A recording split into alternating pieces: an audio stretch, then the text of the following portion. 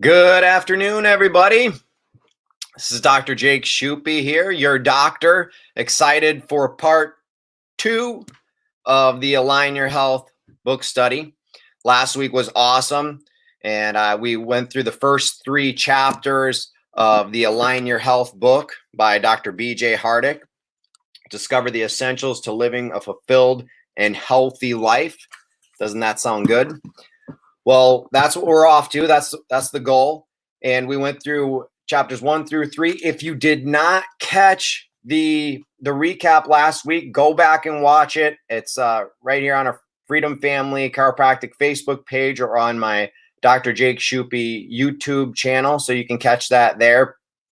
And there was some great stuff about philosophy, mindset, how we approach our health. Today's discussion, part 2, we're going to be going over chapter 4 and chapter 5. So chapter 4 is the Eat Well to Live Well section. It's talking about nutrition. And then chapter 5 is called Innate Movement. We're talking about exercise and the right type of exercise. So I want to just see who's on today. Is anybody tuned in here? If you're watching live right now, just give me a wave or a thumbs up or hello. Let me know that you're out there as we get rolling into this. Awesome. Cool. So chapter 4, recapping this right now. I really like a lot of these chapters because before Dr. Hardick gets into the practicality, he's always giving us the right mindsets and how we are thinking and how we're approaching things, and just instead of just tips and tricks, which are also very, very important. What's up, JV? Thanks for joining us this afternoon. Good to have you on here. All right, let's get right into it. So this is page 51 in the book. It goes to chapter 5, then ends on page 92. So the nutrition section talks about, so this is one of the essentials of max living. Remember, there's 5 essentials. If anybody on here remembers, their first is core chiropractic, 2 is nutrition, 3 is mindset, 4 is oxygen and exercise, 5 is minimizing toxins. Those are the 5 essentials of max living. And this chapter talks about nutrition. We've got the core plan and we've got the advanced plan. And part 3 next week is really going to be diving into making the core plan and the advanced plan work for you in the appendices section. So stay tuned for more on that next week. A lot of this is some just an approach to it and some mindset on nutrition. So let's get right into it. You know, we know more about nutrition than we ever have in our history. Like as far as like micronutrients, macronutrients, antioxidants. I mean, there's more science and research on nutrition than ever before. But if you look at health and how people are eating, especially in America, it's worse than it's ever been. And there's been a lot of misinformation on how to eat. You know, with the old food pyramid, now it's the plate. There's different plans. You know, you've got the portion size. It's all about caloric restriction. And there's just a lot of misinformation and a lot of incomplete information at that. And it seems like a lot of disagreement out there. Nowadays, I think it is definitely getting better. He talks about some of these like primal, paleo, ancestral blood type diets, how we're definitely getting closer to how we're designed. Like the human body has a certain design to it. What's up, Clara? Hey, Jen, thanks for joining us. Good to have you on here today. So it's got the body's got a certain design, and we've got to work with the design of the body and not against the design. And if you want to be successful with nutrition, it has to come from a philosophy that more and more people are adopting. It says people are adopting the philosophy that our bodies are meant to work properly in the first place, and we just need to get out of the way. I want to stop right there because I think that's really important. There are a lot of health professionals, believe it or not, in the medical world that literally say that nutrition is not that important. Like that nutrition does not make that big of a difference on your health. Like literally oncologists and cancer ward advising it doesn't matter if you eat a bunch of sugar, or it doesn't matter if you do that, you just need calories. And it's like, wow, because that's coming from a mindset that they don't think that the body's even like made or designed to work properly in the first place. So if you want to be successful with nutrition, you got to know that it really does matter what you're eating to be healthy. One of the big topics on here is sugar. I think that that's probably, if you want to improve your health with today's modern American diet, the number one thing that you can do right away is cut the sugar content. The average American consumes 53 teaspoons of sugar per day. And we know it leads to all sorts of degenerative illness, heart disease, cancer, diabetes. And sugar is an anti-nutrient. I mean, I could go on and on the laundry list of terrible effects of sugar. The more we consume more sugar from corn than any other source right now. So one of the worst ones is high fructose corn syrup. So it's definitely something that we need to stay away from. And then also it talks about grains. It says refined grains aren't technically sugar, but they might as well be. And that's because as soon as you consume grains, they're pretty much immediately broken down into sugar. And it's like almost like you're eating sugar right away. So that's an important thing. There is a phrase in here that says, the whiter the bread, the quicker you're dead. Basically, white processed wheat bread is like eating a bunch of sugar, and it'll spike your blood sugar really, really fast. So staying away from a lot of sugars, including many grains, is going to be important for regaining and maintaining your health. Speaking of one last thing on sugar that I want to say, Otto Warburg won the Nobel Prize in Physiology in 1931 when he found the effect of sugar in cancer, because cancer cells have 8 times the amount of receptor sites for sugar or insulin-like growth factor 1, which like sugar attaches to. So if you want to feed cancer cells, then the more sugar that you eat, the more cancer is going to be able to grow and build, and it weakens the immune system. But we know a lot about sugar these days. I'm not going to spend a whole lot of time on the detrimental effects of sugar. Fat. This is one of my favorite ones to talk about because there's such a misguided information on fats, because we've been taught over the last several decades that fat makes you what? Fat. Eating fat causes you to get fat. And that's just not the whole truth. Damaged fats will cause you to gain weight and be fat, but healthy fats will actually help you burn more fat. You come to one of my workshops, one of my seminars, and we say, we repeat it over and over again. You need fat to burn fat. You need fat to burn fat. That's really, really important. We need good, healthy fats, and we need a lot of them as well into our diets. So instead of saying like, hey, fat is bad, or you've heard like saturated fat is bad and like unsaturated fat is good, that's not true either. We need both of them. We need saturated and we need unsaturated fats. We just need to make sure that we're getting good sources of them. So instead of saying like unsaturated fat is bad, or excuse me, good, or vice versa, what we want to do in our terminology and our language and how we're talking to our family and our friends is, hey, these are damaged fats and these are healthy fats. Healthy fats, damaged fats. Hey, Joe, thanks for joining us.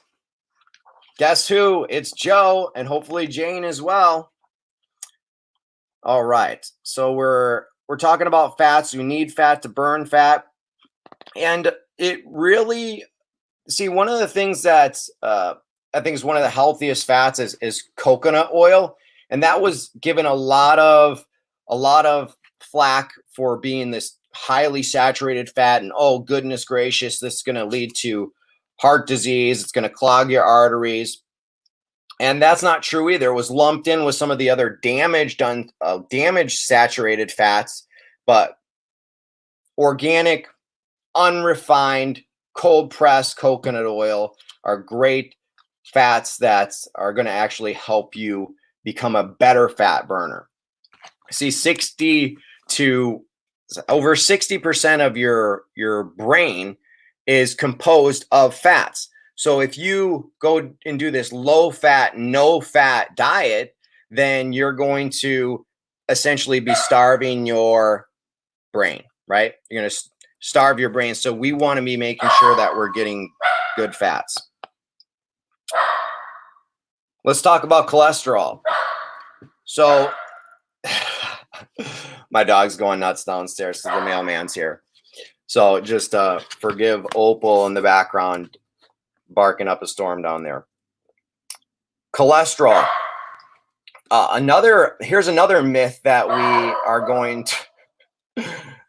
Oh, there we go. He's gone now, so we should be good. Another thing that's a big myth is that cholesterol, like eating foods with high cholesterol, will raise your cholesterol, and that cholesterol is going to lead to arterial plaquing and lead to heart disease. And that's another myth. Here's why. Your internal cholesterol levels will not improve, or they will not increase just by eating high cholesterol foods. See, only about, I think it's 5% of our cholesterol levels inside of our body are actually influenced by exogenous cholesterol, meaning foods that we eat. So that was disproven. And in 2015, the USDA dropped its low cholesterol diet recommendations. So that's an important thing to know, because actually more people die with or have cardiovascular problems with low cholesterol because they're on this cholesterol lowering statins.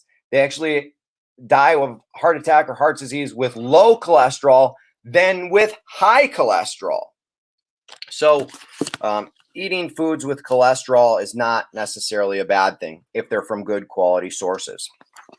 Wanted to point that out as well. My dog is done barking now, thankfully. So we should be good. Yes, we need to have a lot of good, healthy fats and a good amount of them from good sources. So as we go into next week's part 3, we're going to be in the appendices. It really breaks down the different foods and how to make the core plan and the advanced eating plan work. So that's just a good thing to keep in mind. If you went through this chapter 4 and you're like, well, this is all good stuff, I'm getting good information, but like, how do I put it together? Like, what foods are great foods to incorporate? Which ones, do I eliminate, and how do I put it together? That's what we're going to do next week as we go through the appendices, which are page 157 through 198. So keep that in mind if you've been a little bit confused or you felt like some of that was missing. All right, how we doing? Awesome. Trans fats. I wanted to read an important note on trans fats, because you'll see this. Things are labeled all over the place, like, hey, it's trans fat free, like no trans fats. However, there's a little trick in labeling that they can actually include these trans fats into foods, making them more stable and have longer shelf life, and still actually be claiming to be trans fat free. There's a little loophole. And I'm going to read this. This is page 62. It says, unfortunately, not only are there still trans fats prevalent in candies and packaged junk food, but labeling requirements haven't caught up. A product can be trans fat free if the trans fat content is less than 500 milligrams per serving, which is still a decent amount. Factor in the deceptive serving sizes. So then they'll change the serving sizes so that it's under that 500 milligrams, which is making the portions smaller, but they're still having a good amount of toxic trans fat inside of the food. So you got to make sure you become a good label reader and you're looking for that hydrogenated and partially hydrogenated oils. You see, they stick hydrogen atoms onto these fats to make them stable and have longer shelf life, but your body cannot recognize them, and they're very destructive to your health. So that's another important thing to know about fats. And let's see. Another thing that I wanted to make sure that I covered is, so we talked about sugars. We talked about fats. We kind of busted the cholesterol myth. And really, when it comes down to it, it's all about quality over quantity. See, this is not like a deprivation type of approach to eating. You should be able to eat a good amount of food. Not that there's no value in caloric restriction, but long term, you should be able to be full, be satisfied, eat high quality foods, and not be deprived and still get to your ideal weight at the same time. So how do we make it work? We got the core plan and we got the advanced plan. I'm going to break that down a little bit, even though we're going to go more into that next week. So essentially the core plan and the advanced plan, this is going to be reducing your carb load, reducing your carbohydrate intake. The advanced plan is even more restrictive, but again, that's not necessarily a long-term thing. The core plan is more of like what I would consider a healthy, long-term maintenance eating plan. But a lot of people have a lot of health issues to overcome, a lot of weight to lose, a lot of medications to get off, a lot of hormonal imbalances and symptoms and diseases that need to be corrected that are going to require a more intense approach at first.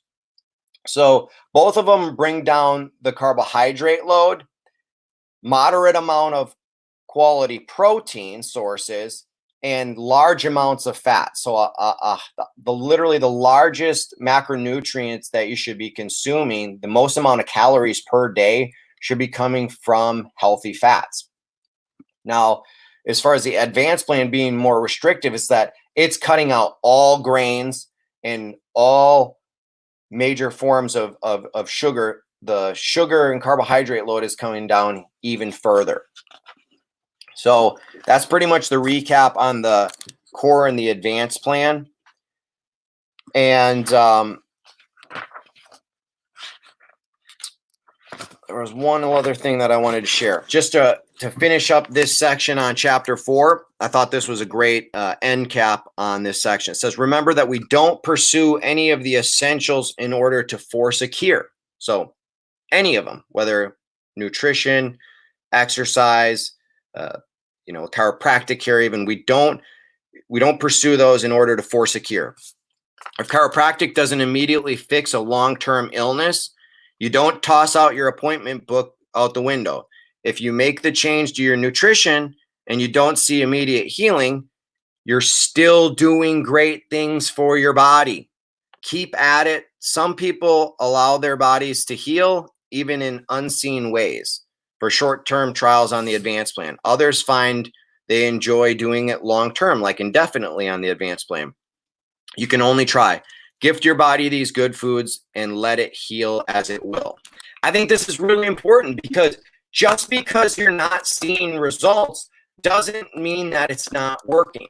Just because you're not seeing outward things happening, especially right away, it doesn't mean that it's not a good thing for you to keep doing. A good thing is a good thing is a good thing. And if it's a good thing, then it's worthwhile to do long term. So you might not see changes right away, but keep at it, and you know that you're getting healthier in the meantime. So just like last week, I mean, I've opened this up to any questions, any comments. If people thought something that was interesting in this section, I'd like to hear it. We can maybe discuss it or answer any questions that you might have and share that and get a little participation going. If you want to share anything, just pop on here and we can chat about it for a second. If not, I'm going to move on to chapter number 5. And even if you want to bring it up at any time, I'll introduce it. But we're going to move on to chapter 5, which is the innate movement section. And this is representing the oxygen and exercise essential of the 5 essentials. And I think this is a really cool chapter because it's more than just exercise. We are designed as human beings to be moving beings. We are not created to just sit at a desk all day long. We've got to have a whole lifestyle of innate movement. And on page 79, it says here that it very well may be that your body's number one missing nutrient is oxygen. And I think that's really cool because I don't think that even though we're breathing all the time and you may be getting enough oxygen to survive, are you getting enough oxygen? Here's a good question. Are you getting enough oxygen per day to really thrive and be at optimal oxygen levels for your tissues? And for most Americans, that answer is no, because we have a lifestyle that literally it depletes our oxygen content by the amount of sedentary lifestyle that we have. And so oxygen is combined with exercise because, you think of exercise as just like your 30-minute workout or your 20-minute workout or whatever it's going to be, but not, how the aspect of breathing is so important to get oxygen into the tissues as a key nutrient. I wanted to read this because I thought this really just represents America today. It says modern lifestyle, this is page 79 going into 80. Modern lifestyles take us from the bed to the car to the office to the couch. Moving has become the exception rather than the norm. And we're paying for it not only with our health, but our lives.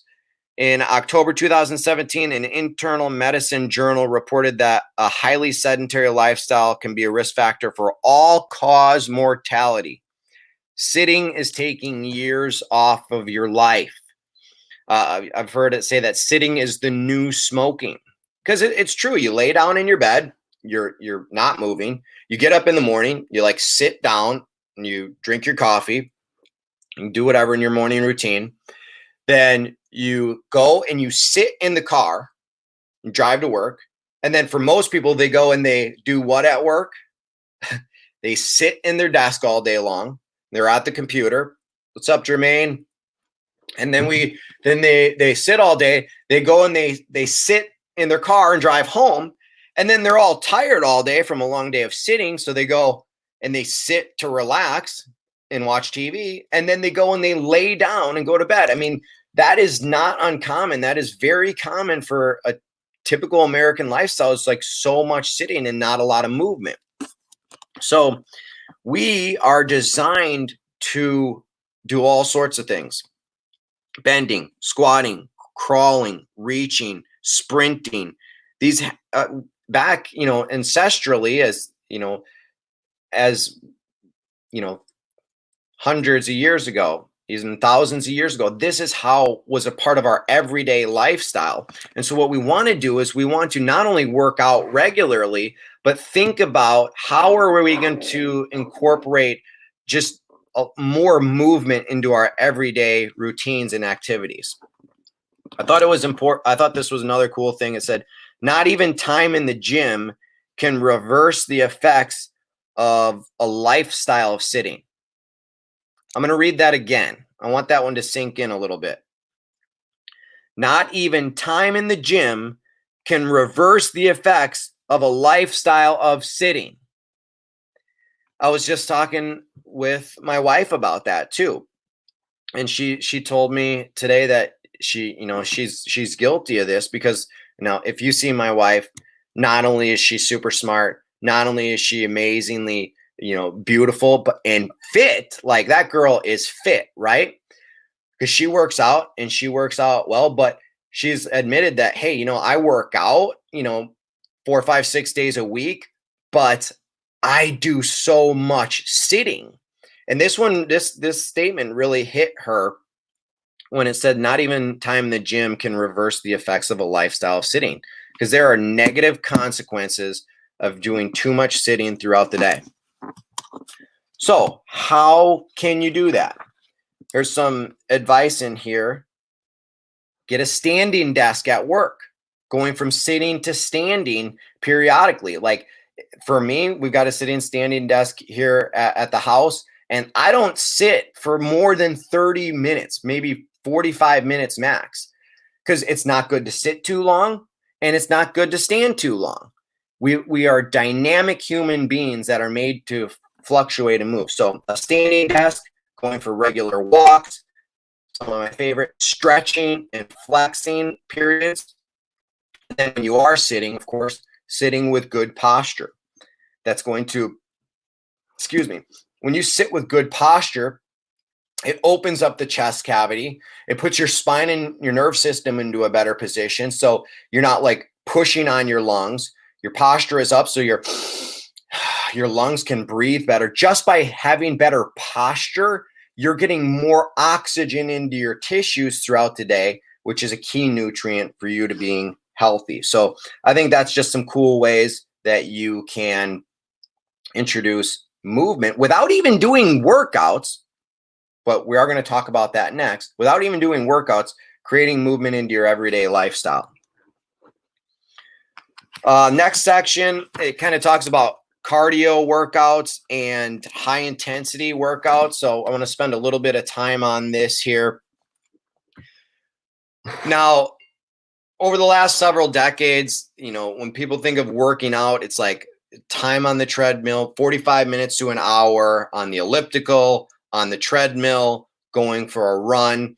And that's considered, low intensity, long duration workouts. Now, there's some great benefits to that. Really good for cardiovascular. Yes, you are getting oxygen into the tissues. It is great for the heart. However, there's some definite downsides to cardio. And there was a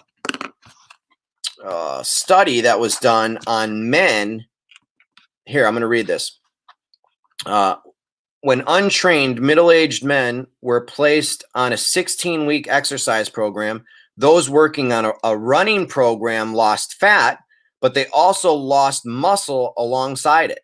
So people who didn't work out before, they had middle-aged men run for 16 weeks. So just low intensity, long duration cardio. And sure, they lost fat, but they also lost muscle mass. And you definitely do not want to lose muscle mass. So by contrast, the group who practice HIIT program, which is high intensity interval program, which we teach a lot, they had better cardio metabolic results, and they skipped the muscle loss. So they still lost weight, but they didn't lose the muscle. So that's really, really important. So, however, if you like to run, that's cool, but they're also understanding that the long distance running can be detrimental on the fatigue, your recovery. It can cause muscle loss, and it can really affect your stress hormones like cortisol. So we're going to talk about HIIT training a little bit here.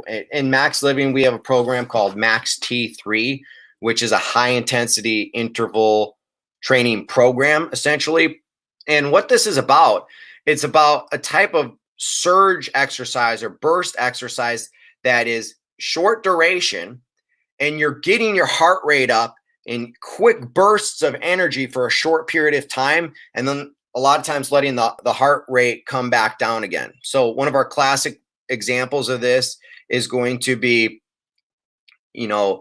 running in place for 20 seconds as fast as you can, doing, push-ups as fast as you can for 20 seconds, and then having a rest period. So you get that heart rate up to like 80 to 100 or 80 to 90% of your maximum heart rate, and then letting it come back down again. And the cool thing what this does, it doesn't take a long time. I mean, a lot of these workouts are 12, 13, 14 minutes, and it stimulates a metabolic conditioning response to really help improve the balance of your hormones, like improving testosterone levels, improving your human growth hormone levels, but keeping your cortisol levels low. So you're building lean muscle, you're oxygenating the tissues excellently, which, oxygen as this nutrient that we want, and keeping the stress hormones low. So you have some great, awesome benefits. And I think that's something that pretty much everybody should, at the very least, incorporate into their exercise routines. Maybe it's not the only thing you like to do and you like to have variety. Maybe you like to run a little bit. Maybe you like to walk. But I think it's definitely something that everybody needs to include at least a part of their exercise regimen for optimal health and optimal hormonal response. So I wanted to talk a little bit about HIIT training. If you're a patient in the office, many patients already have the Max T3 program, and some people do it. Some people have the program and they've never, really had it explained to them. They've just never went online and logged in and did some of the workouts. So, hey, today's your day. This week, this is your week. Go in, log into your maxt3.com and start doing some of these workouts. And you can find that there's a workout for everybody. There's beginner, intermediate, advanced workouts, and they're awesome. So that's the exercise component. So what we've talked about so far in this innate movement section is, hey, how do we move our bodies throughout the day and not sit so much just with our everyday activities? And now we've talked a little bit about, okay, so having an exercise routine, which is also important for conditioning and more oxygenation of the tissues. Next part that I don't think really gets talked about enough, I'm a huge proponent for, is flexibility. A key part of the active lifestyle is keeping your body flexible and nimble. When you stretch, you are increasing your lymphatic flow, you're increasing your blood flow, more oxygenation to the tissues, warming up the tissues, stretching tight muscles for better posture, and again, better oxygenation of the tissues. So I think stretching is a huge thing to go along with your workout program, pre and post, and also just moving your body more throughout the day. That's a lot of this. That's most of the movement part of chapter 5. I thought it was interesting. I think it's worth noting that the end of this chapter talked about nutrition some. And I just thought the placement was a little bit interesting, but still some really good stuff in there. And it says, can you follow the advanced plan and still do distance cardio?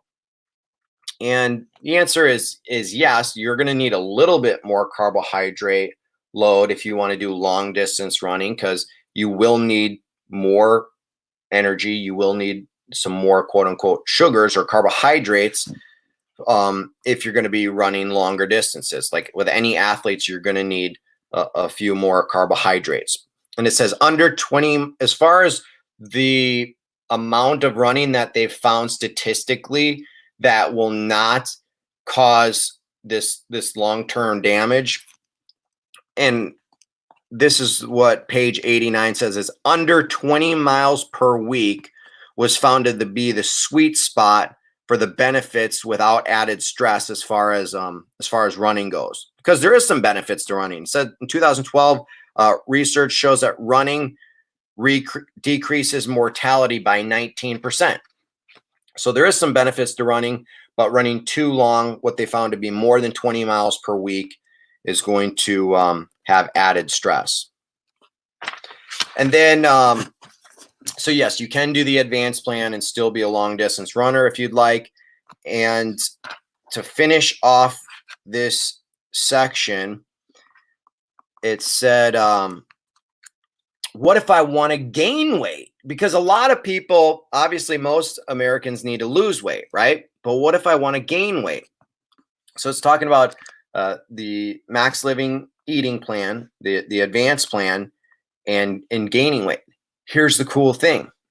See, bringing your carbohydrate load down, moderate protein, quality protein, high fat diet, which is in alignment with the design of the body and is definitely sustainable long term, it's not about weight loss.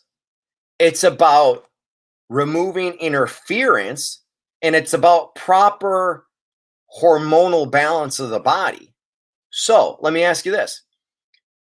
If somebody has interference in their body and they're overweight, and then they start eating the advanced plan, well, guess what? Most likely there is going to happen. They're going to be losing weight. But if you take the reverse of that, somebody is underweight, there's interference in the body, they're underweight, and then they start eating the advanced plan, guess what? Guess what also could happen? They start gaining weight, because it's not about losing weight and it's not about gaining weight. It's about eating healthy to get the body as close to equilibrium, as close to that natural state of that person's body as possible. Isn't that cool? I've seen that happen. In fact, I remember several years ago when my wife and I were doing strict advanced plan again after not doing it for a period of time. And I lost like 5 pounds. And my wife, she gained like 3 pounds within the first week or so of doing the advanced plan. Because, at that point in time, her body might have been underweight. Mine was a few pounds overweight. And I went down and she went up. But was that a bad thing? Was she doing it wrong? Was she messing it up? I mean, that's possible, but I know that we were both doing a good job, and she actually needed to be up a little bit higher, and she got closer to her ideal weight. And this isn't the only example. I see, as a, practicing chiropractor here in the state of North Carolina, and helping a lot of people with their nutrition as well. I've seen people gain weight when they start eating the advanced plan, and there's more, lean muscle, and they're just a healthier overall person. But your body is going to do what your body needs to do when you start moving it on a daily basis, removing interference from the body, start putting good foods into your body, and you absolutely will get healthier. Even if you don't see results right away, don't get discouraged, because a good thing is a good thing is a good thing. And that means to keep doing it long term, or as long as possible. So that was like my recap from what I got out of chapters 4, chapter 5. I hope you guys got a lot out of these. I think this book study has been very, very fun so far, and I'm excited for part 3 next week. So naturally, you would think that we would go, since chapter 5 ended on page 92 or 93, you would think then, except for page 96 it ended on. So you'd think we'd go into page 97 and finish up chapter 6, 7, and 8. But I think it's going to work out better if we go straight to the appendices, which are page 157 through 198, because that is going to show us how to put the exercise and the nutrition into practice. So we just read 4 and 5 this week, and then next week we're going to read the appendices. And so I'm going to flip through this. Starts on page 157, the core plan food guide, the advanced plan food guide, navigating the grocery store. So hey, how do I get around? What's the best way to do shopping? Kitchen essentials. What do I need to have in my kitchen to make the core plan and the advanced plan work? simple swaps for everyday life, and then the quick reference to exercise guide. So then, okay, how do I do some of these workouts functionally? And then meal planning for success. So that's on the appendices to cover for part 3. I hope you guys have been learning a lot. Thank you for everybody who joined me today. If you found this helpful, share it with a friend, and we'll be tuning in again next Friday at 2 p.m. So let's see. Today is the 15th. That means next Friday is the 22nd. Again, same spot right here at 2 o'clock next week. I'll talk to you real soon. Have a blessed day.